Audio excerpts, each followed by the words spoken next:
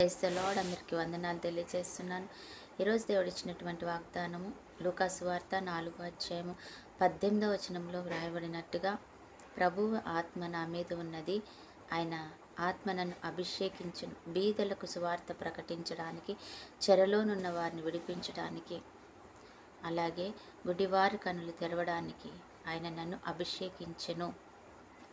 దేవుడు మనల్ని ఎందుకు అభిషేకిస్తాడు అని అంటే, నువ్వు రక్షణ పొందుకుని ఆ రక్షణని ఇతరులకు పంచడానికి, అలాగే ఆ రక్షణ ద్వారా అనేక మందికి విడుదలనివ్వడానికి, చెరలో నుంచి బంధకాలలో ఉన్న వారికి విడుదల, సమాధానం లేని వారికి సమాధానము, అలాగే గుడ్డివారి కన్నులు తెరవటానికి, వారి కంటి చూపుని నువ్వు బాగు చేయడానికి, వారి యొక్క అంధత్వము, అది శారీరకం కావచ్చు, ఆత్మీయంగా కావచ్చు. శారీరకంగా కూడా దేవుడు అనేక మందిని స్వస్థపరిచి నాకంటే ఎక్కువ కార్యాలు మీరు చేస్తారు అన్నాడు.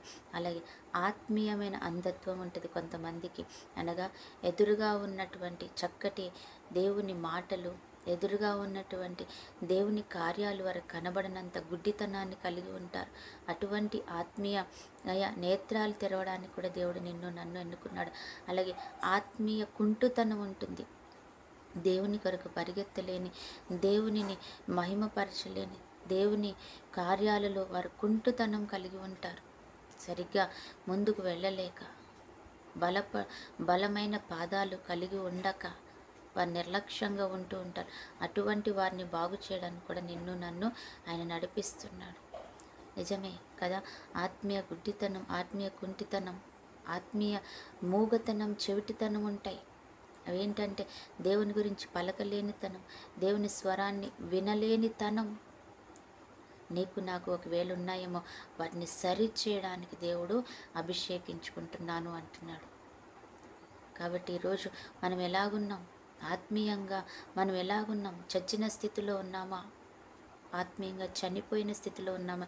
జీవించుచున్నామన్నది పేరుకే కానీ చచ్చిన వారే వలె ఉన్నామా అనేది మనము ఆయన ద్వారా మనం తెలుసుకుంటాం. అందుకని ఆయన అభిషక్తులను పంపిస్తున్నాడు.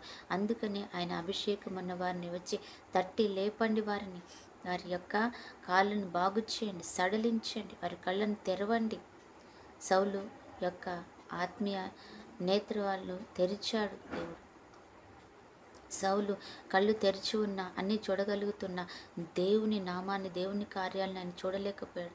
అందుకని ఆయన గుడ్డితనాన్ని కలిగి ఉన్నాడని దేవునికి అర్థమైంది. అందుకని వెళ్ళి ఒక అభిషిక్తుని పంపించి, నువ్వు సౌలు యొక్క ఆత్మీయ నేత్రాలు తెరువు అని చెప్పాడు దేవుడు.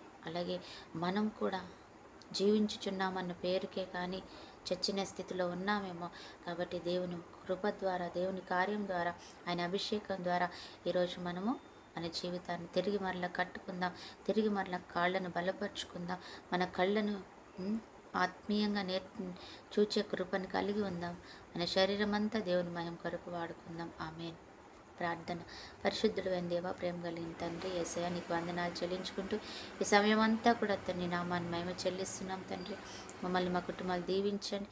ఆత్మీయ నేత్రాలు, ఆత్మీయ చెవులు, ఆత్మీయమైనటువంటి ప్రతి అవయవము తండ్రి మేము బాగుగా నిన్ను మహింపరిచే రీతిగా అయా తెరవమని బ్రతిమలాడుతున్నాం తండ్రి. ప్రవేశయ మాకు, మా కుటుంబాలకి మేలుకరంగా ఉండే విధంగా తండ్రి మమ్మల్ని మీకు అర్పించుకునే విధంగా ఉంచండి. ఈరోజు ఎంతమంది బిడ్డలైతే ప్రభా బర్త్డే, మ్యారేజ్ డే జరుపుకుంటున్నారు, వారిని దీవించండి. అలాగే ఎంతమంది బిడ్డలైతే తండ్రి వేదనతో, తండ్రి అనారోగ్యంతో, అస్వస్థతో, అలచళ్లతో, ఆటంకాలతో ప్రభా సమాధానం లేకుండా ఉన్నారు అయ్యా తండ్రి, ఆర్థికపరమైన ఇబ్బందులతో ఉన్నారు, వారందరికీ మేలు దయచేయమని యేసు నామంలో ప్రార్థిస్తున్నాం తండ్రి.